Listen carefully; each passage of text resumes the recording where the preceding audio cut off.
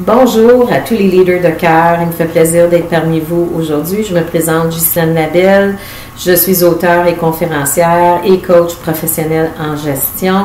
Alors, il me fait plaisir de partager avec vous cette semaine une histoire vraie qui démontre vraiment l'impact lorsque nous avons des leaders qui ne sont pas alignés ou connectés avec la sagesse et l'intelligence du cœur. Je vais luncher régulièrement dans un certain restaurant sur la Rive-Nord qui fait partie d'une chaîne de franchise. Alors, je ne la nommerai pas parce qu'elle est connue au Québec. Et cette dame-là partageait avec moi, après 35 ans de service, comment est-ce qu'il y a eu un changement au niveau du leadership et qu'elle a appris le changement via les médias sur la télévision. Non seulement que l'ancien coach d'équipe ou leader n'a pas annoncé le changement au niveau de la gestion de ce restaurant-là, mais n'a même pas seulement introduit ou présenté les nouveaux coachs et les nouveaux leaders à toutes les équipes. Inutile de dire que cette dame-là se retrouve avec un très mauvais goût dans sa bouche après tant d'années de service. Elle se sent naturellement pas respectée ni motivée et cet impact-là se découle dans toute l'équipe. Et dans cette équipe-là, il y a des gens qui sont là depuis plus de 20 ans au service, qui étaient au service des anciens leaders. Alors, j'aime donner cet exemple-là pour que vous puissiez réaliser l'impact.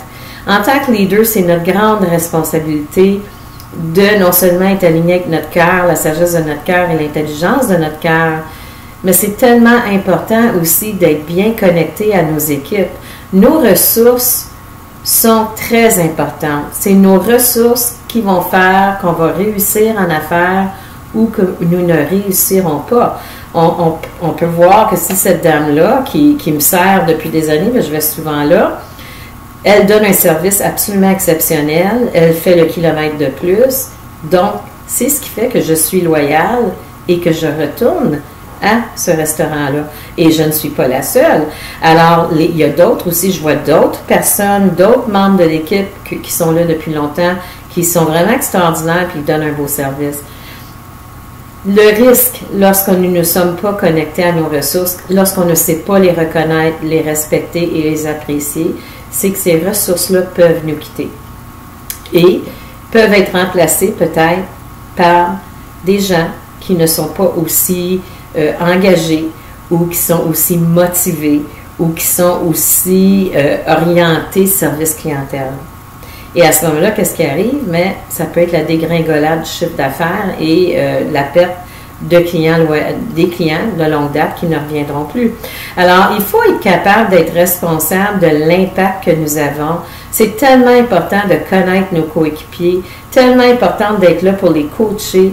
Ils nous regardent comme des modèles et c'est important d'être un modèle de toutes les valeurs que nous aimerions retrouver chez nos ressources. On ne peut pas demander à nos ressources de faire ce qu'on n'est pas prêt à faire nous autres-mêmes.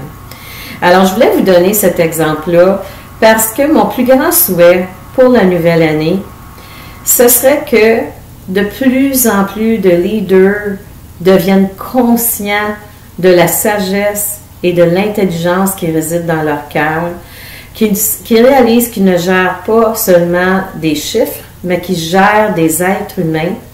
Et je dis même pas gérer, mais j'aime pas dire qu'ils gèrent des êtres humains. Comme je dis, on ne gère pas personne, mais qu'on coach, qu'on motive, qu'on supporte, qu'on accompagne des coéquipiers afin qu'ils puissent exceller dans leurs tâches, dans leur rôle, dans leurs responsabilités.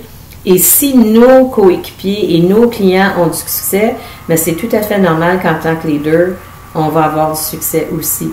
Alors, de juste réaliser qu'on ne sera jamais plus fort que nos ressources et que nos ressources peuvent faire de nous un succès ou peut nous rendre médiocres ou peut donner une image médiocre de notre leadership. Alors, montrez-moi une équipe dysfonctionnelle et je vais vous montrer un leader dysfonctionnel.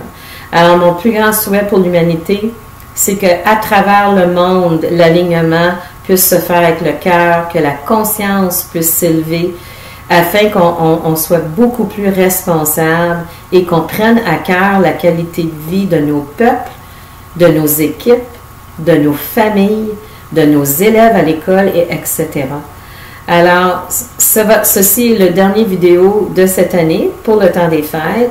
J'en profite pour vous souhaiter tous un très joyeux Noël et une bonne et heureuse nouvelle année remplie de santé, d'amour, surtout de paix, d'harmonie et de joie.